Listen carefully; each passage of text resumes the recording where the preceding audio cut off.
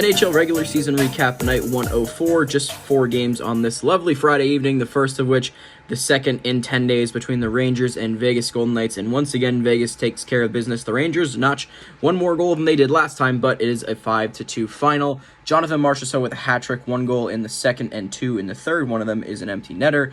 Ivan Barbashev, 3 assists. Adin Hill, 36 of 38, a 947 save percentage, while Shesterkin stops just 15 of 19 for a 789 save percentage.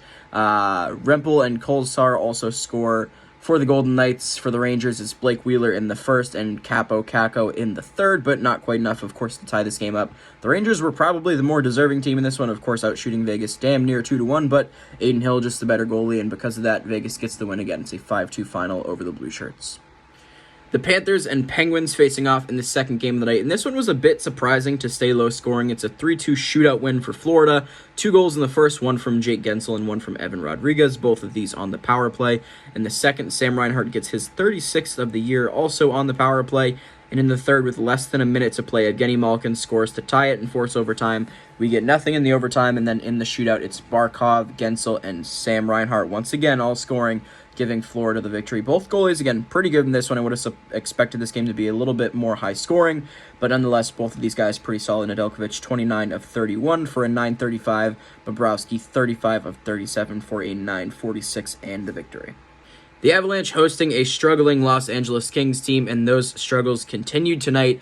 The Avs take care of business. It's a 5-1 final in this one. Cam Talbot not even making it out of the first period. 3 goals against on his first 12 shots, and that was it for him. 2 of those goals from Logan O'Connor, and the third from Nathan MacKinnon, his 31st of the year. In the second, Fiala does make it 3-1 about 6.5 minutes in, but Josh Manson scores 5 minutes after that to make it 4-1. Cale Makar adds a 5th in the third on the power play, and that is where the final score sits. Colorado really just dominated that first period, and that was all it took. The rest of the game was relatively even, but just not quite enough from LA, especially on the goaltending side. Georgiev, meanwhile, really good in this one. 26 of 27, a 963 save percentage for him.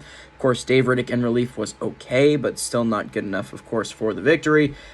This King team continues to struggle, man. Seattle and St. Louis are still playing as I record this one in particular. If St. Louis wins, they are within a point of LA. If Seattle wins, they are within 2. So LA has very much fallen off from their dominant stance that they were in much earlier in the year. It's been a really tough month for them. They have to make something change, because if they don't, they're going to find themselves out of a playoff spot. As I mentioned over and over again, there is a lot of really hungry teams out west that are very much still in the hunt and would love to take LA's wildcard spot, because frankly, I don't think the Oilers, Canucks, or Golden Knights are going to be giving up their divisional spot to a team struggling the way LA does. Nonetheless, 5-1 victory for Colorado. They maintain their second spot in the Central Division, while the Kings continue to sputter down the Pacific Division standings.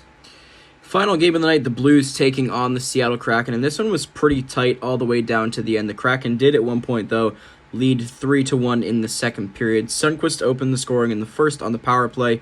Dumoulin tied it a few minutes after that. In the second, Bjorkstrand and Tolvanen both score in the first 7 minutes to make it 3-1 Kraken, before Robert Thomas scores with about 5 minutes to go to cut the lead to just 1 goal. In the third, Pavel Buchnevich scores about 1:30 in to tie the game. There's no more goals in the rest of regulation. And then about 3.5 minutes into overtime, Pavel Buchnevich once again with the game winner. Not Joey Decord's best night, just 14 of 18 for him. For Binnington, he was pretty solid. 33 of 36, a 917 save percentage, and the win. With this win again, St. Louis moves within a point of Los Angeles and Nashville. So a really big win for them.